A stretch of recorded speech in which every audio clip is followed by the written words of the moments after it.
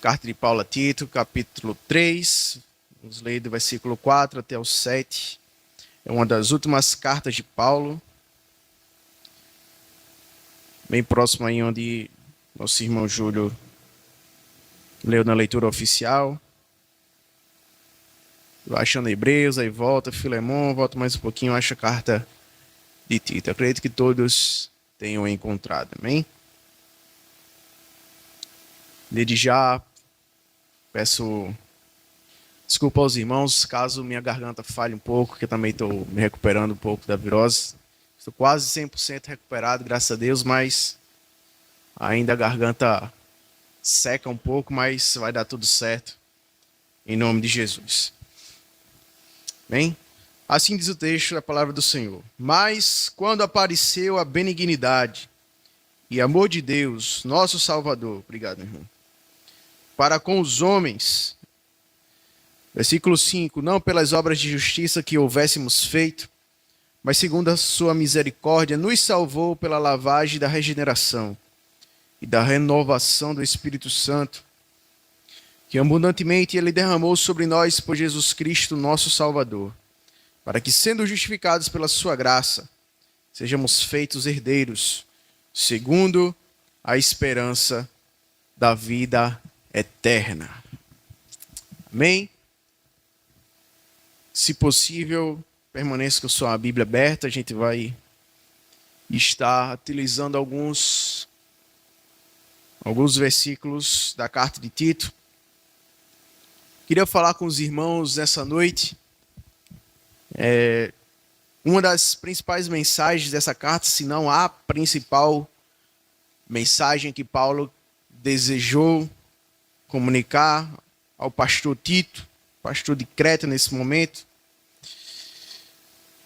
E talvez a principal mensagem dessa carta seja lá no versículo 11, capítulo 2. E eu queria falar com os irmãos acerca da manifestação da graça de Deus. E acredito que essa seja a principal, uma das principais mensagens que Paulo desejou comunicar ao pastor Tito. Amém? Antes de tudo, é bom a gente fazer uma introdução dessa carta. E dentro dessa introdução, trazer um pano de fundo do que estava acontecendo a partir até de informações que o próprio apóstolo Paulo ele dá dentro dessa carta. A ilha de Creta, irmãos, algumas vezes alguns irmãos confundem, né, o termo cretense. O cretense não significa crente. Cretense significa aquele que mora ou habitava na ilha de Creta. Então são os cretenses. Os cretenses, eles eram conhecidos, os habitantes da ilha de Creta eram conhecidos por serem, alguns deles, mercenários, ou seja, aquele que recebia um valor, recebia um prêmio caso ele fizesse algo a pedido de alguém, até assassinar uma pessoa. Os cretenses, eles se gabavam de servir a deuses, e principalmente ao deus Zeus, o deus dos deuses da mitologia grega. E Zeus era conhecido por ser alguém enganador, alguém esperto, no sentido de ganância.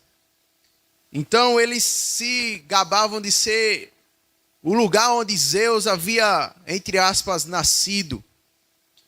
E ali Zeus, ele tinha esse poder de enganar, e eles também faziam a mesma coisa que Zeus fazia. Ou seja, eles enganavam as pessoas, eles trapaceavam pelas pessoas a mera motivação de ganância, de conseguir algo em troca. Isso eles achavam válido. Então, Paulo, ele, lá no versículo 12, inclusive, do capítulo 1, ele destaca como os cretenses eram conhecidos. No versículo 12 diz: um deles, seu falso profeta, disse: os cretenses são sempre mentirosos, bestas ruins, ventres preguiçosos. Assim eram conhecidos os habitantes de Creta. E ali haviam nascido algumas igrejas, haviam sido plantadas algumas igrejas na ilha de Creta. E Paulo, ele conhecia bem não só a localização, como os habitantes e os novos convertidos, os novos cristãos que compunham aquelas igrejas, as igrejas locais, as igrejas domésticas, né, que ficavam na casa dos irmãos. E Paulo, ele destaca essa frase sobre a ilha de Creta porque ele vê um problema, não somente no povo que habitava em Creta, mas também os costumes da ilha de Creta estavam adentrando dentro da igreja.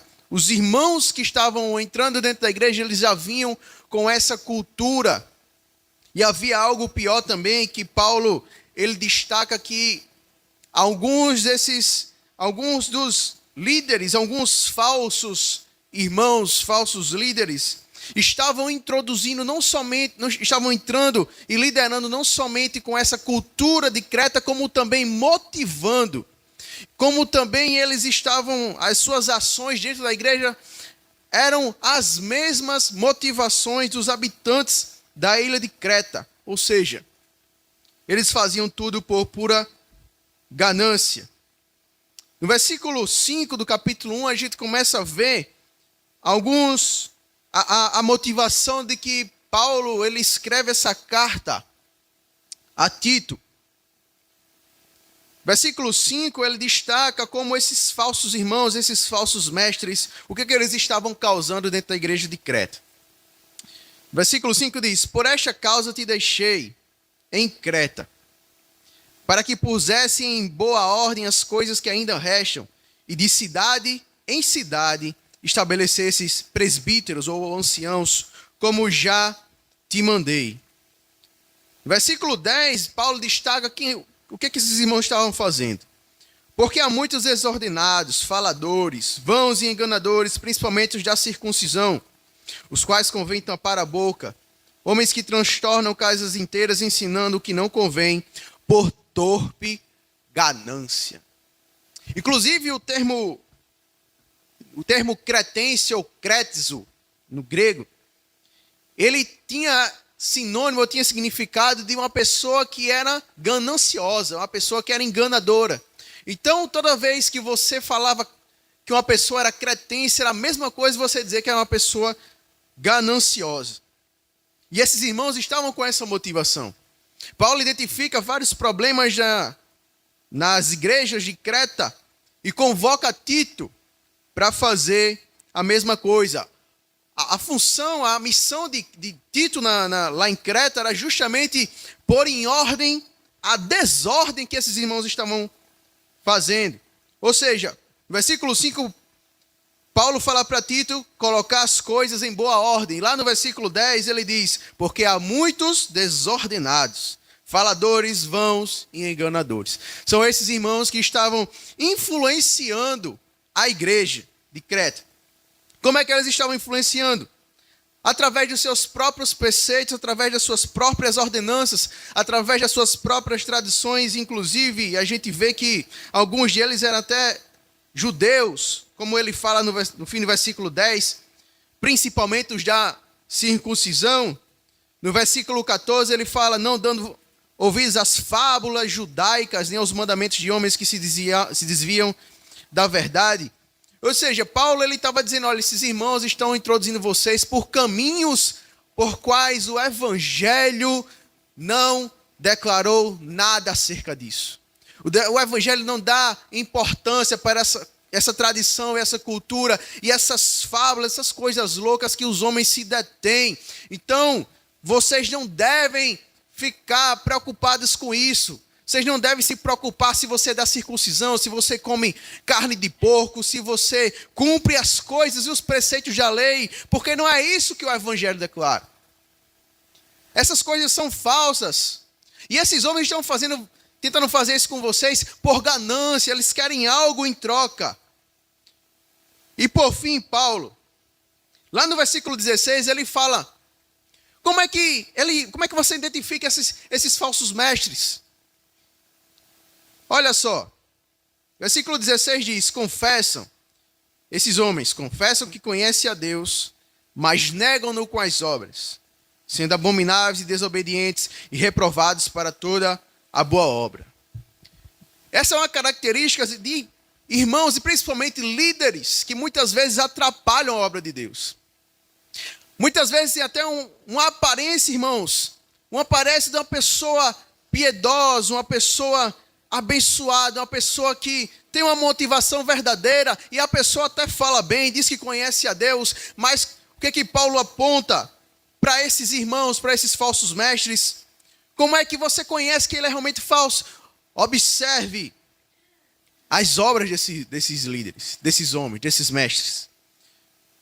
Porque poderia, irmãos, a gente ter chegado e conversado com esses falsos enganadores, esses mestres falsos que não provinham do evangelho verdadeiro, e dizer: não, eu conheço a Deus, eu sei quem é Deus, eu conheço o evangelho. Porém, as obras desses homens dentro da obra de Deus, dentro das igrejas, eles negavam que realmente conheciam a Deus. As suas obras falavam ao contrário do discurso. Aquilo que eles falavam era totalmente anulado pela prática da vida deles. Paulo fala isso, eles dizem que conhecem a Deus, mas negam com as obras.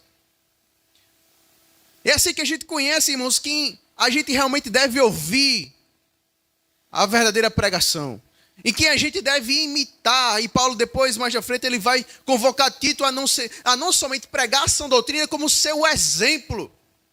O problema desses irmãos é que não somente eles estavam criando a sua própria tradição, as suas próprias ideias do que era realmente a verdade, como a sua vida era uma própria contradição da verdade. Eles falavam uma coisa e faziam outra. Eles falavam algo divino, algo que era a bênção do céu, mas ao mesmo tempo as suas obras, Paulo ele usa um termo pesado aqui: abomináveis. Muitas vezes a gente vê na televisão, irmãos, e até no nosso meio, pessoas que a gente vê pregando a bênção.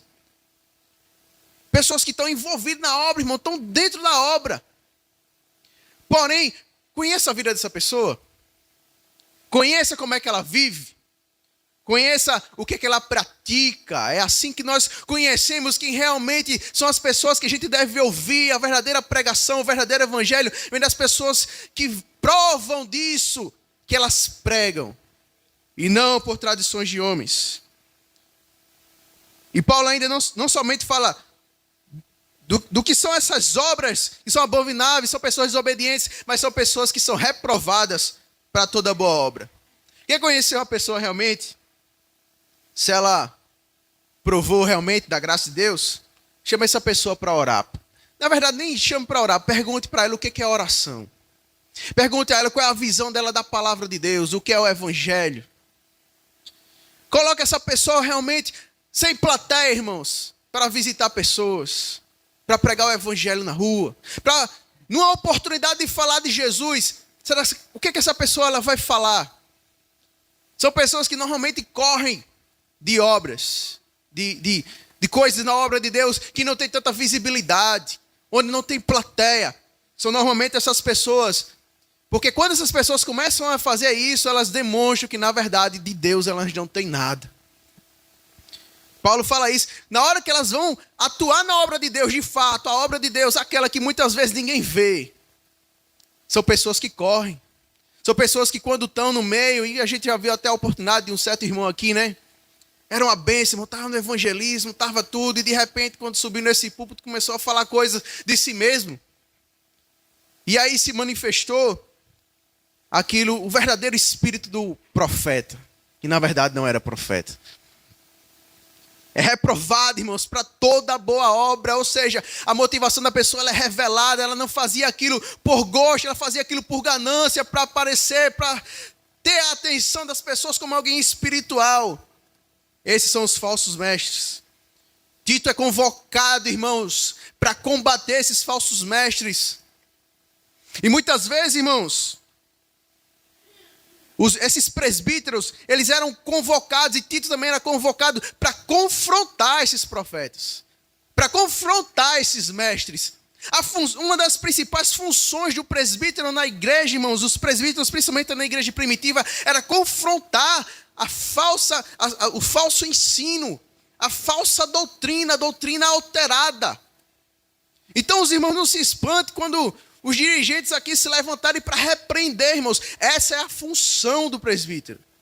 Essa é a função do líder da congregação, é repreender.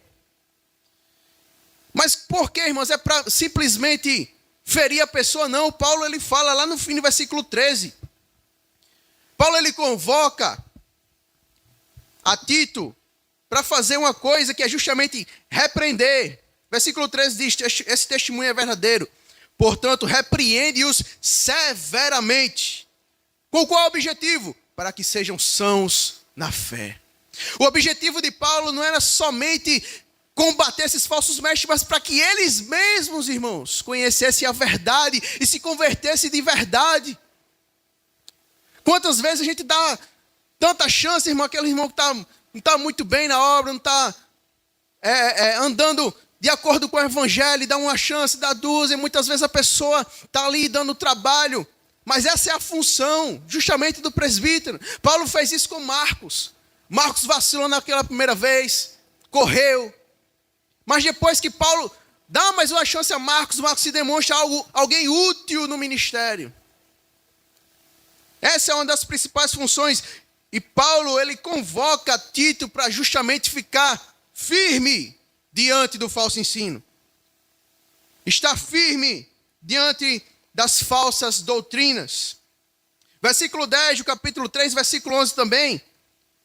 Ele dá outra orientação. Ao homem herege, depois de uma e outra admoestação, evita-o, sabendo que esse tal está pervertido e peca, estando em si mesmo condenado. Então essa é a função do presbítero, irmãos. Essa é a função dos líderes que Paulo estabelece lá, que pede para que Tito estabeleça lá em Creta, para estar diante do falso ensino e da desordem, irmãos. Da bagunça que estava acontecendo ali no meio. Essa é a função dele, para que os irmãos não se corrompessem dentro da igreja de Creta. Mas não somente isso. Paulo ele convoca Tito a não somente ele combater, se levantar, mas ele mesmo ser o exemplo. No versículo 7 e 8 do capítulo 2, Paulo diz a Tito: em tudo te dá por exemplo de boas obras, na doutrina mostra incorrupção, gravidade, sinceridade, linguagem sã e irrepreensível, para que o adversário não se envergonhe e não tendo nenhum mal de dizer de vós. Quer conhecer realmente uma pessoa de Deus? Veja a conduta dela, irmãos. Quando Paulo diz, sede meus imitadores como eu sou de Cristo, ele se coloca numa posição, irmãos, que é muito difícil de estar. Paulo diz, olha como é que eu imito a Cristo. É dessa forma que vocês têm que imitar a Cristo. Paulo convoca Tito a fazer a mesma coisa. Tito, as pessoas vão ter dúvida de como proceder dentro das igrejas. Eles vêm com toda essa cultura, vêm com todas essas coisas erradas, essas coisas gananciosas. E aí elas vão ficar em dúvida, vão ouvir, mas e agora o que é que eu faço? E agora como é que eu procedo? Você vai ser o exemplo lá. As pessoas vão olhar para você, Tito, e vão saber, é por aqui que eu começo, é por aqui que eu ando, é por aqui que eu olho, é por aqui que eu começo a estudar, é por aqui, é você, Tito, que vai ser o padrão dentro da igreja de Creta. Veja a responsabilidade que Tito tem ali naquela igreja, irmãos, ele ser o exemplo daquilo que Paulo estava cobrando dos irmãos. Tito, as pessoas vão olhar para você e vão olhar para os presbíteros da igreja. E é você, o jeito que vocês andarem, o povo vai andar também. Então seja um exemplo. Sê tu um exemplo de boas obras. Essa era a convocação que Paulo estava fazendo para Tito.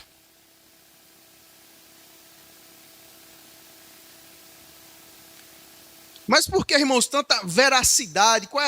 Por que Paulo ele tem essa preocupação?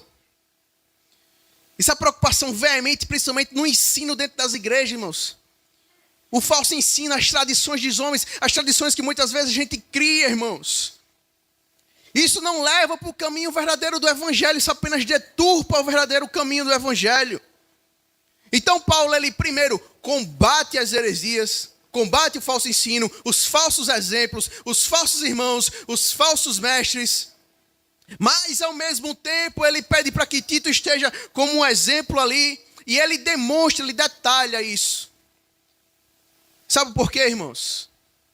Porque no dia que a gente largar o evangelho, no dia que a gente largar a verdadeira fé, no dia que a gente largar a verdadeira graça, nós estamos perdidos, irmãos.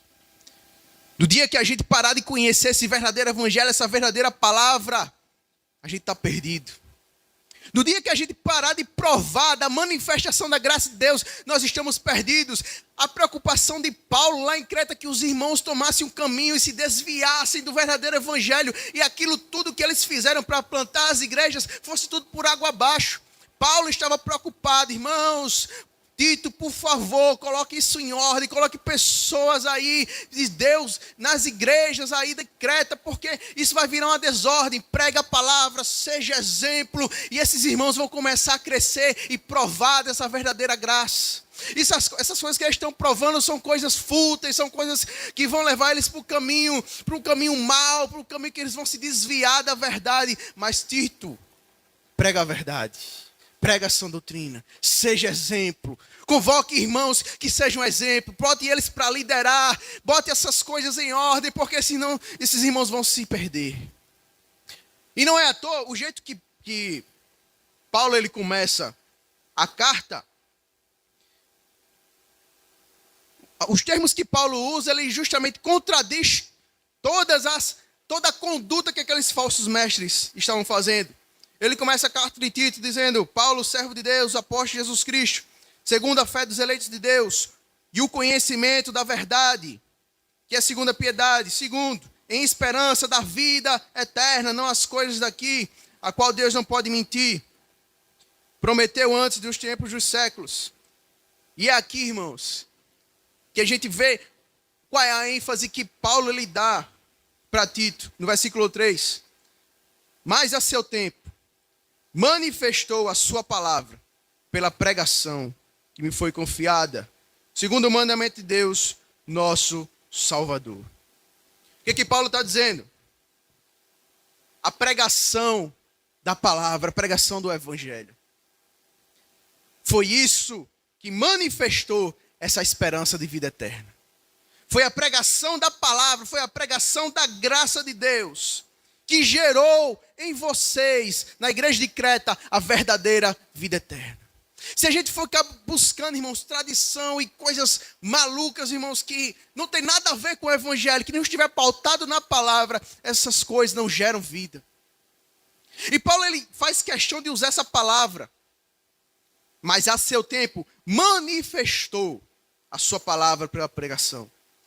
Quando Paulo pregava, e quando Tito fosse pregar, e quando os presbíteros pregassem, a palavra, a pregação, iria manifestar essa vida eterna. Iria manifestar a graça de Deus nas igrejas. E aqueles irmãos iriam começar a conhecer a verdadeira esperança e o pleno conhecimento da verdade. E essas coisas iriam começar a se dissipar. Paulo, ele convoca Tito para isso. Pregue, Tito. Manifeste essa vida eterna, Tito. Porque é pela pregação, Tito. É através dela que a graça de Deus ela é manifestada. Essa palavra manifestar é a mesma, irmãos, que ela é dada para a segunda volta de Jesus, a volta gloriosa de Jesus. Quando Jesus ele aparecer, a manifestação da glória. Essa mesma palavra, manifestação de Cristo Jesus, quando ele se manifestar, é a que Paulo usa aqui. A graça, ela se manifesta, irmãos. Ela aparece. Ela é nítida na vida dos irmãos. Ela é nítida na vida da igreja. Essa pregação, ela iria propagar, ela iria pregoar uma graça que manifesta na nossa vida algo real, algo verdadeiro, algo palpável, a verdade. Paulo, ele convoca a pregação porque a pregação, ela transforma a vida da igreja e faz com que a igreja manifeste a graça de Deus. A gente não está aqui de brincadeira não, irmãos. A gente prova dessa graça. A gente saboreia dos favores e das coisas que o Senhor Jesus conseguiu na cruz do Calvário para nós. Nós provamos disso. E a partir daí que Paulo ele começa a falar dessa manifestação da graça de Deus. No primeiro momento, a graça de Deus é manifestada, como eu falei para os irmãos, porque é verdadeira. É ela que nos dá esperança. Quando nosso coração começa, irmãos, a duvidar das coisas da fé, começa a questionar a bondade de Deus, começa a questionar o favor de Deus, e pior, começa até a questionar a sua própria salvação, essa pessoa realmente, ela não está provando da graça de Deus. Porque a graça de Deus, ela nos dá esperança de vida eterna, irmãos. Paulo fala isso no versículo 2. A esperança da vida eterna, nós lemos também, lá no final do versículo 7 do capítulo 3. Sendo justificados pela sua graça, sejamos feitos herdeiros segundo a esperança da vida eterna. Se o seu coração não tem esperança, talvez você não esteja provando dessa manifestação da graça. Porque a graça, ela se manifesta na nossa vida justamente através da esperança. Uma das coisas é justamente isso, a esperança da vida eterna. Nós temos esperança de estar com Cristo, nós temos esperança de viver sobre essa terra e vencer as batalhas deste mundo. Essa é um dos frutos que a graça manifesta. Olha, eu estou aqui na sua vida. É assim que a graça começa a dizer, olha, eu estou aqui na sua vida, eu estou lhe dando esperança. Se você chegou aqui nessa noite sem esperança, peça que o Senhor derrame da sua graça sobre você. Somos cheios de esperança. E Paulo, ele começa a falar como é que essa graça ela se manifesta dentro da igreja, dentro das nossas vidas. No capítulo 1, ele primeiro fala do ministério. Começa logo no ministério, irmãos. Ele começa no ministério. Como é que deve ser uma pessoa? Como é que devem ser esses presbíteros, líderes, que você tem que deixar desobedientes? Porque é necessário de torpe ganância. Como é que os líderes, eles manifestam a graça de Deus na vida deles?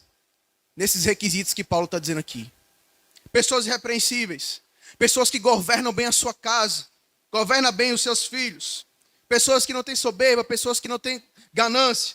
Pessoas que não se dão ao vinho. Pessoas que não estão desejando as coisas desse mundo. É dessa forma, Tito, que eu quero que esses homens liderem. Começa primeiro no ministério. Segundo, ele atinge não somente o ministério, mas todas as nossas relações, irmãos. Nossas relações sociais. Começa primeiro na família, no capítulo 2, versículo 2. Os velhos, que sejam sóbrios, graves, prudentes, são na fé e no amor e na paciência. Como é que uma pessoa, irmãos, idosa, Paulo fala que, quando vocês olharem para os idosos de Creta, como é que vocês sabem que eles realmente estão manifestando a graça? Dessa forma. Pessoas sóbrias, pessoas sãs da fé, pessoas amáveis. Essas pessoas que eu quero que existam dentro de Creta. Não somente os homens idosos, mas as mulheres idosas, versículo 3. Que sejam sérias no seu viver, como convém às santas, não caluniadoras, não dadas a muito vinho, mestras no bem. E a responsabilidade dessas mulheres mais idosas é maior ainda, porque elas não somente devem viver dessa forma, como as mais jovens dentro da igreja devem seguir o exemplo delas. Não é somente a responsabilidade de dar exemplo, não. A igreja em si, todas elas têm essa cadeia, irmãos, dos mais idosos para os mais jovens para as crianças, dos pais para os filhos, dos avós, pais, netos, filhos e netos. É uma cadeia que Paulo ele vai listando. Cada um vai ser o exemplo do outro. Cada um vai ter que dar exemplo do outro. Paulo ele convoca isso para que não só os homens idosos, mas as mulheres idosas, eles que devem influenciar os jovens. E é isso que a gente tem que questionar, irmãos. Os irmãos que a gente vê, a gente olha, as pessoas que são mais idosas, temos que buscar sabedoria nelas. Temos que ver uma pessoa paciente, amorosa, uma pessoa sóbria, uma pessoa que anda desordenadamente. A gente tem que olhar e dizer, eu quero. Talvez os rapazes têm que olhar para os mais velhos e dizer, eu quero ser igual a esse irmão. As mulheres, as jovens, as moças têm que olhar para as irmãs e dizer, eu quero ser igual a essas irmãs. Porque o papel delas é justamente influenciar. Paulo fala isso, versículo 4, para que ensine as mulheres mais novas a serem prudentes, a amarem seus maridos e a amarem seus filhos. São mulheres influenciada pelas irmãs mais velhas, mais idosas. E a influência dessas irmãs mais experientes, mais idosas, vai fazer com que as mulheres mais jovens, ela trate bem os seus maridos e os seus filhos. Ele impacta em todos os níveis da família. E como é que essas jovens devem ser? Versículo 5. Serem moderadas, puras, boas, donas de casa, sujeitas aos seus maridos, a fim de que a palavra de Deus não seja blasfemada. Mas não sobra somente para os irmãos mais idosos, não. Versículo 6. Exorta semelhantemente aos jovens a que sejam moderados. Vai nessa cadeia. Os irmãos, os jovens devem seguir o exemplo dos idosos. As crianças devem seguir o exemplo dos mais jovens, dos mais idosos. Os netos devem seguir o exemplo dos filhos, dos pais e dos avós. E assim vai, irmãos. É muito bom, irmãos, a gente está aqui na igreja, realmente, assim, a gente está sentado, está ouvindo a palavra. Deus. É quando você está dentro da sua casa. É como você governa seus filhos, seus netos. É como você trata os mais velhos e como os mais velhos tratam os mais novos. É na orientação que você dá para o seu próximo. E é aí que a gente vê aquela irmã cheia da graça. Aquele irmão é cheio da graça. Aquele jovem é cheio da graça. As crianças chegam em casa e chegam diferente. O que está acontecendo? É o exemplo que estão vendo na igreja, nos irmãos da igreja. E não somente aqui dentro, mas lá fora. Paulo convoca a igreja, não só os líderes, a se dar por exemplo. Seja um exemplo daqueles que estão ao redor de vocês. Essa é a convocação. Quer realmente saber se a graça se manifesta na sua vida? Ela se manifesta da forma que você trata o seu próximo. Como é que você trata os dentro da sua casa? É assim que você manifesta a sua graça. Aquela irmã que ela tinha, era uma pessoa irada, era uma pessoa que não tinha paciência, não tinha amor. De repente aquela pessoa ela vai se transformando. É a graça agindo na vida dela. Porque é a graça que nos dá essa capacidade, irmãos, da gente olhar para o nosso cônjuge, para o esposo, para a esposa, para os filhos, e a começar a mudar o tratamento, a conduta e o caráter. É a graça que vai fazendo isso em nós. E dentro de nós ela vai agindo, e essa graça ela se manifesta, irmãos.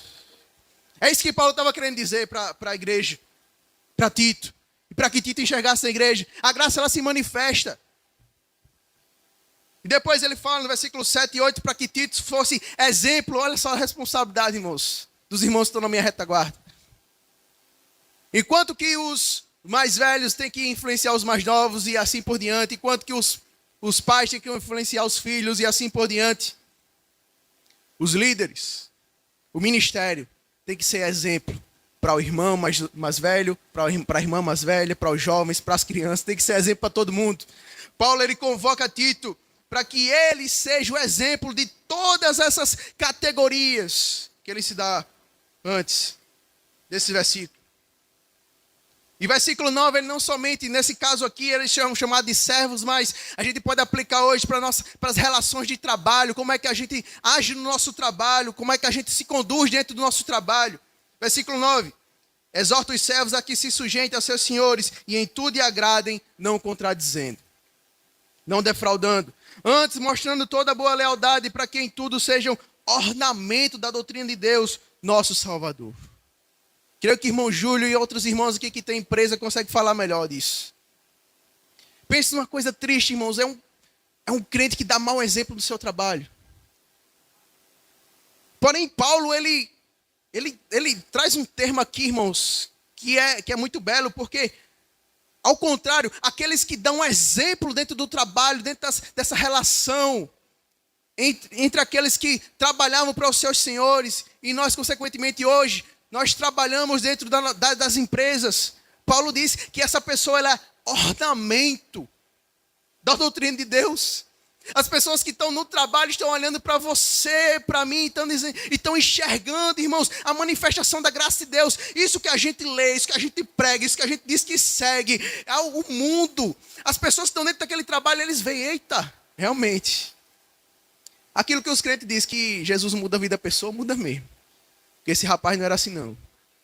Chegava atrasado, falava palavrão, estava no meio da rodinha falando besteira. Não queria trabalhar, não queria se esforçar. De repente esse homem mudou. A graça de Deus se manifestando.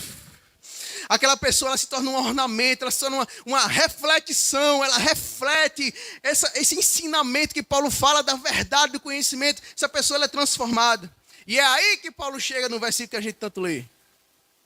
Porque a graça de Deus, a graça salvadora de Deus se há manifestado a todos os homens, aos mais velhos, aos jovens, às crianças, aos avós, aos pais, aos filhos, aqueles que estão trabalhando em todas as categorias e todos os homens. Esses homens estão se dando por exemplo, estão provando a manifestação da graça, porque a graça de Deus, ela salva o mais rico, o mais pobre, o empresário, aquele que é empregado, ele salva aquele que já na idade, muitas vezes não queria saber de Jesus, mas Jesus salva também. Jesus salva a criança, salva o jovem, e Jesus vai salvando pessoas de diferentes localidades, de diferentes culturas, e essas pessoas vão sendo transformadas e vão provando da graça, vão manifestando a graça, e o mundo vai vendo, essa graça é real, essa graça é verdadeira, essa graça muda. Você pode ir para o budismo, ir para o espiritismo, você pode ir para o candomblé, essas coisas não mudam caráter, não mudam a vida, não faz nenhum tipo de mudança. A graça faz.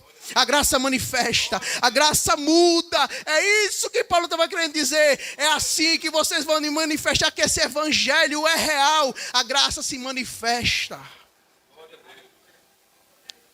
Mas calma que Paulo não parou por aí não. Paulo chega no versículo 1, isso é muito importante para esse nosso ano de eleição. Admoesta-os que se sujeitem aos principados e autoridades e que lhes obedeçam, e estejam preparados para toda boa obra. Paulo convoca não somente, irmãos, para você ser alguém que manifeste a graça dentro da sua casa, não somente para que você manifeste no seu trabalho, mas também nas relações, você como cidadão. Para que você respeite a autoridade, para que você seja uma pessoa justa na autoridade, para que você seja uma pessoa que seja exemplo dentro da sociedade. Essa é a convocação de Paulo. E portanto nós chegamos no versículo que nós lemos. Paulo ele faz um contraste a essa manifestação da graça. Porque ele usa esse termo manifestação. Porque lá no versículo 2 ele começa a dizer, olha, ninguém infame, nem sejam contenciosos, mas modestos, mostrados de toda a mansidão para com todos os homens. Porque também nós éramos no outro tempo incessados, desobedientes, extraviados, servindo a várias concupiscências, deleites, malícia, inveja, odiando uns aos outros. Então isso era o que a gente era, irmãos. A sua conduta tem que ser diferente, tem que manifestar a graça. E aí chegamos no texto que a gente leu. Mas quando apareceu, quando manifestou a benignidade e amor de Deus, a graça de Deus, nosso Salvador para com os homens, não pelas obras de justiça que houvéssemos feito, mas segundo a sua misericórdia, nos salvou pela lavagem da regeneração e da renovação do Espírito Santo, que abundantemente Ele derramou sobre nós, por Cristo Jesus, nosso Salvador, para que, sendo justificados pela sua graça, sejamos herdeiros, segundo a esperança da vida eterna. Você tinha uma conduta, irmãos, fora da igreja. Você se converteu, manifesta essa graça que você prega. Manifesta essa graça que você diz que conhece. E é dessa forma que o mundo vai conhecer também e vai desejar essa graça. Que a graça de Deus se manifeste em nós, irmãos. Que a graça de Deus faça um milagre todos os dias, renove o nosso homem interior, essa vida que nós dizemos que provamos. A graça de Deus se manifesta em qualquer ambiente que estivermos, em qualquer posição que adquirimos, em qualquer condição social que tivermos. Ela deve manifestar a transformação do homem interior, a nossa nova vida, que deve ser baseada na palavra de Deus. Nossa vida é transformada pela graça de Deus. Deve proclamar esta mesma graça ao mundo perdido, aos caídos dos seus pecados. Nós devemos, irmãos, provar da realidade da graça. Na forma como a gente vive, como nós tratamos os outros e como nós tratamos as pessoas da igreja. Essa é a manifestação da graça de Deus. Que Deus abençoe os irmãos.